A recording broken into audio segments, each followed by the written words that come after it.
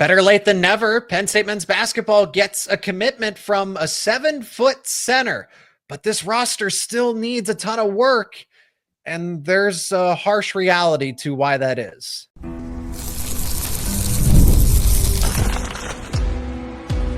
You are Locked On Nittany Lions, your daily podcast on the Penn State Nittany Lions, part of the Locked On Podcast Network, your team every day. You are locked on to Penn State men's basketball. And as always, thank you so much for checking out another edition of Locked On Nittany Lions, the #1 Penn State sports podcast out there.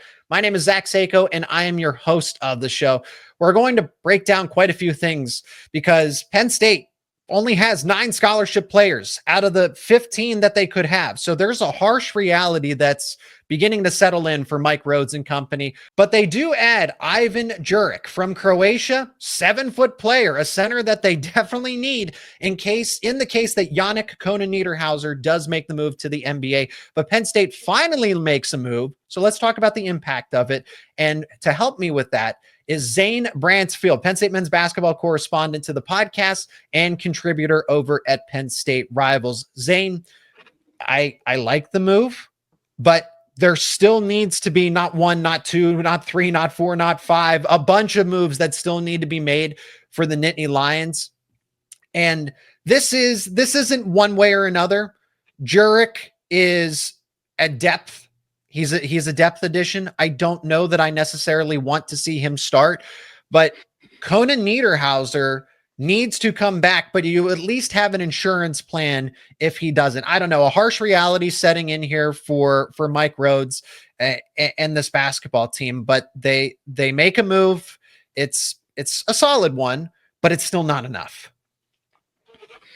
Yeah, and like you said, it's still not enough. Like, for a refresher for people who don't remember who's currently on the roster, they have Josh Reed, who they picked up, Freddie Dillon on the 5th, Eli Rice, Dominic Stewart, Justin Hauser's coming in, Mason Blackwood, Caden Mingo, and then in the event that Yannick Konan-Niederhauser comes back. That's who Penn State currently has for the 25-26 men's basketball season. And so with this new addition of Ivan, like, I don't know, there's film of him out there. He's played Euro ball. Like you said, he's from Croatia.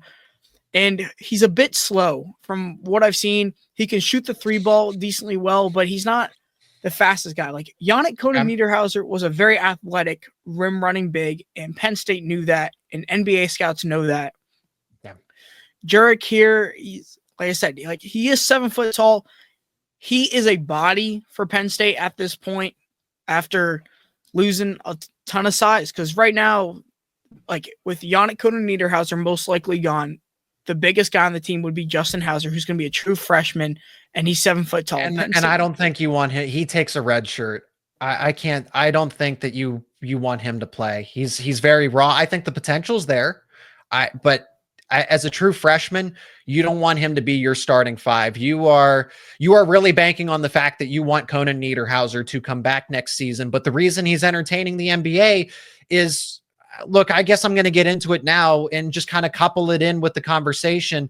The harsh reality is that Penn State men's basketball is not in a situation right now where they can be an active competitor in the landscape of college basketball.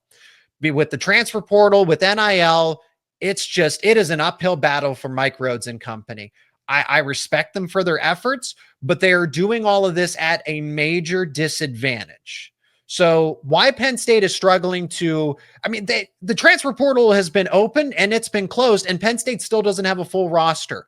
Why is that? Because they are having trouble attracting some of the top talent. And the reason Konan-Niederhauser is entertaining the NBA is because an NBA contract is well worth his while, more so than what Penn State's going to be able to offer him in terms of NIL. That's the unfortunate, harsh reality of it. Is that I don't blame Konan-Niederhauser. If he's going to get drafted and he's going to get a $500K contract, that is well more worth his while than playing another season at Penn State when he could jeopardize that potentially. Well, and even money aside, Penn State's not really building a competitive roster. And if you're a guy like Konan-Niederhauser who likes to win, you're not going to want to play for a team who's going to be bottom 4 of the Big Ten again. And that is the reality of it, is like, we hyped up how Penn State had a chance to make March Madness this past season. That was their best opportunity. That obviously didn't happen. So now we have to worry about Penn State and what they're going to be doing going forward, and it doesn't look like they're going to be able to compete with anybody. We were talking before the show, the likes of like Illinois, who's always been good, and same with Purdue. But Penn State is never going to be able to compete with them, at least the way things are currently trending. So can Penn State get in a different boat and take that next step? Possibly, but they're a long ways away from that. I would go as far to say that Mike Rhoades could be on the hot seat if next season doesn't go like half decently, at least like 500, because this past season they barely scraped by 500, and the year before that they weren't. They had a lot more success in the 2 years of Micah Shrewsbury than they have in this Mike Rhoades era so far. Well, that's interesting that you say that, Zane, because I mean, Caroline Keeger for Penn State women's basketball has had quite the tenure at Penn State, and has that. I mean, the Penn State women's basketball team has struggled, so I don't know that Mike Rhoades is going. This isn't a Mike Rhoades issue. This is a Penn State basketball systematic issue. It's the stuff that the program deals with just in general. Okay. Penn State football is the top dog here. And Penn State men's basketball is unfortunately an afterthought. And that's the harsh reality, is that they are not getting the same attention and the same support that other college basketball programs are going to get around the country. And it's why, so I don't necessarily blame Mike Rhoades per se. I can agree with you. And, it's not out of the question. If this team totally tanks next season, yeah, I imagine he's on. So it's a relative situation. If he goes under 500 and that, this team isn't as competitive because, Illinois is going to be an absolute juggernaut. There's plenty of other teams in the Big Ten that are just going to naturally be competitive. Indiana, for example, Michigan seems to, with Dusty May. So Penn State's just the deck stacked against them. I like Caden Mingo a lot. I think he's going to be the face of this team. This team would be in a much better position if they didn't lose a strong portion of its roster.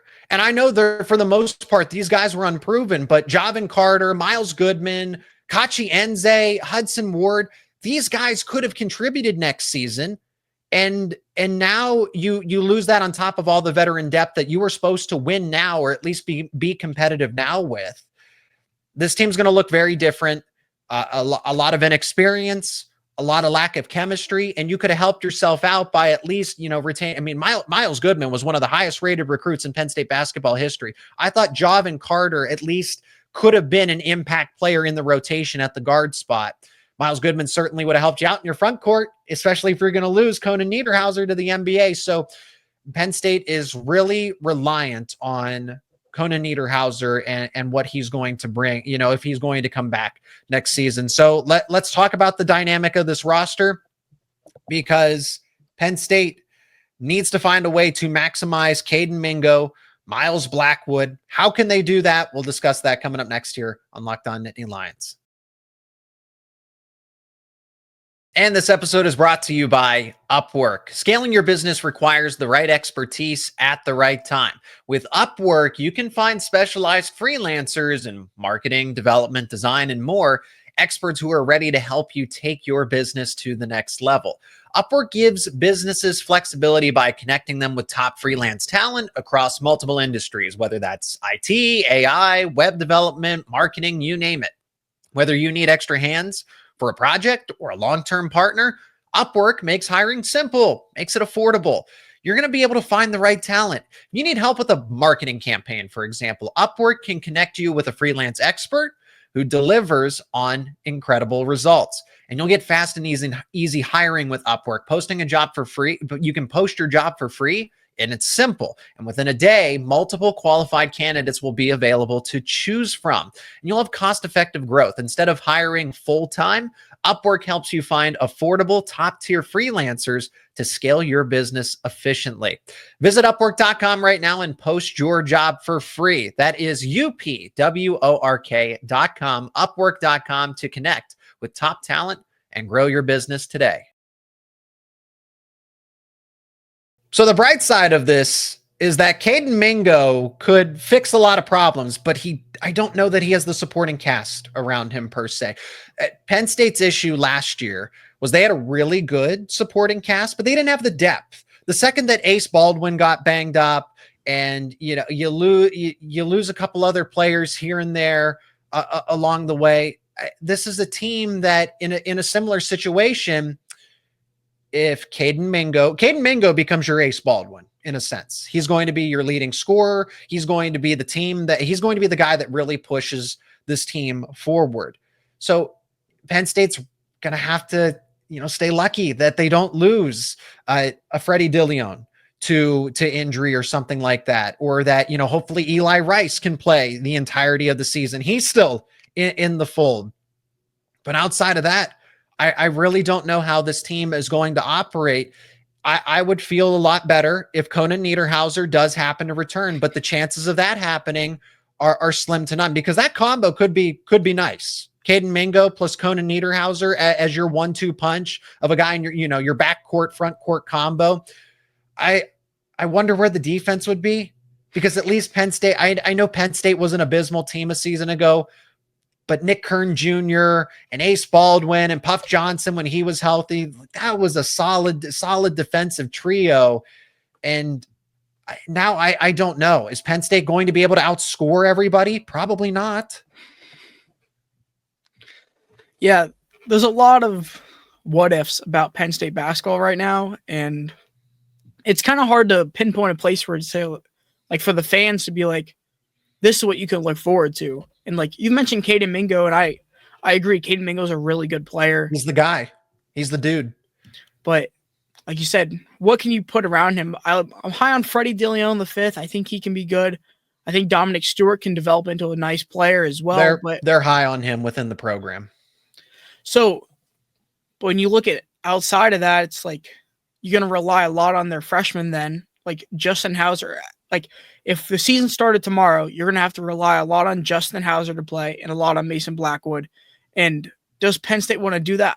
I don't know. And that's where Kachi Enze becomes that much more important, because Enze could at least start and give you 20 minutes, and he entered the transfer portal, and you haven't added anybody outside of Josh Reed. You have 6 scholarship spots available, and they are not filled. Okay, Zane, I'm giving some grace here, because, hey, Penn State's up against it. They don't have the same support that they're going to get, that other Big Ten schools are going to get, that other schools in the college basketball are going to get. I understand that, but they're still a Power 4 school. It's almost inexcusable to a point that they don't have those 6 roster spots filled with scholarship guys. Yeah, well, and then you look at it this way, there's a lot of like bottom feeder players, if you want to like call them that, who didn't get much playing time last year that probably entered the portal. And I don't understand why Mike Rhoades and company aren't just picking up bodies to fill up those spots to an extent. Or yes, retain those players. That too, but like if you just like, the reality is they're probably not going to be competitive. So they just need to fill roster spots to at least be respectable and put a team out there. And like Josh Reed, he didn't play much last year, averaging 4.8 points in 33 games across 17.6 minutes per contest, which isn't anything like crazy, but he's a body and he got some playing time and saw the court and could be a veteran player for Penn State. And I don't understand why Mike Rhoades and the coaching staff and the recruiting staff can't go out and get players. And I feel like there has to be something more going on, because Mike Rhoades lost some other like key guys in his coaching staff as well, which you wonder, like Brandon Rosal left.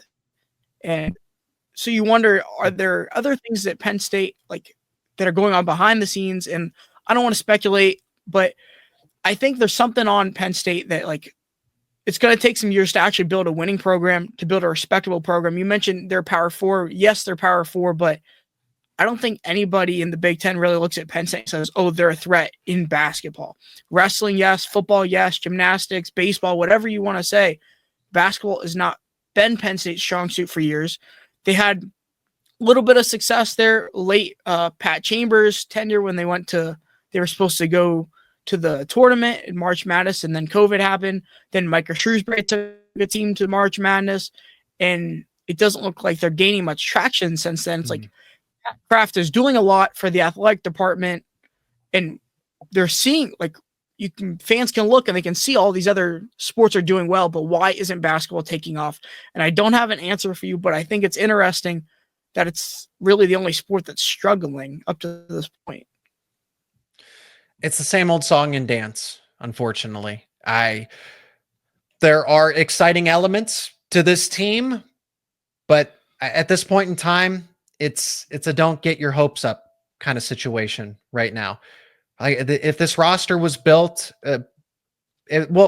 hey, expectations can change. If Conan Niederhauser changes his mind, does return, you get a veteran, scorer, playmaker, rim protector back, and you don't have to be, Jurek has not played. He's played professional, international basketball, but he hasn't played at the college level here. So is he going to be ready for the speed of the NCAA game?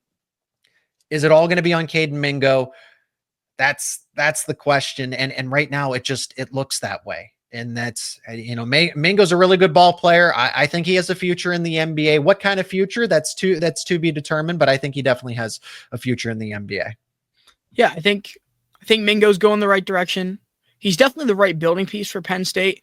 The other thing is you want to be decent enough to attract players to come here. And a guy like Caden Mingo in a year or two could be reason that players transfer to Penn State. Same with if he stays. Yeah. And then if Yannick Conan Niederhauser comes back, maybe that would attract more people to come out of the portal. I don't know, but Penn State has a lot of what if situations right now, and they have a very big gaping hole in their scholarship roster right now. And the portal is going to be open here, but with this being finals week for colleges, Penn State's going to have to make some moves soon because kids are going to be looking to transfer, and these student athletes are going to need to find homes, and Penn State has places for them. He is Zayn Bransfield, men's basketball correspondent to Locked On Nittany Lions, also covers the team for Penn State rivals. Links to his work will be down in the description. Go check them out. That's going to do it for this edition of Locked On Nittany Lions. Again, let us know your thoughts in the comments section, your thoughts on Penn State men's basketball, where this team stands. If you're new to the show, subscribe to the YouTube channel and wherever you get your podcast for more conversations around your favorite Penn State sports teams, whether that's football, men's basketball, wrestling, you name it. It's all right here on the channel. Zane, thank you so much for the time and another conversation around Penn State basketball. Thank you.